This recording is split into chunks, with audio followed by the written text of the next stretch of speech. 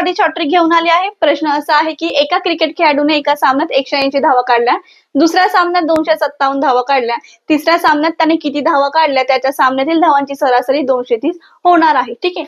So cricket खेळाडूने एका सामन्यात किती 180 धावा काढल्या, दुसऱ्या सामन्यामध्ये 257, तिसऱ्या सामन्यात माहित नाही। ठीक आहे। आता यांची धावांची सरासरी 230 दिलेली आहे। ठीक आहे। सरासरी 230।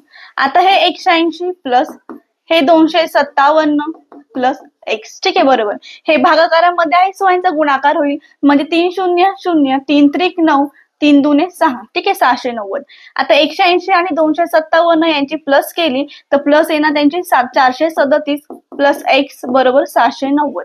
ह्या एक्स ला मी बाहेर काढलं, ह्या 690 मधून मी 437 मायनस केले, उत्तर येणार 253।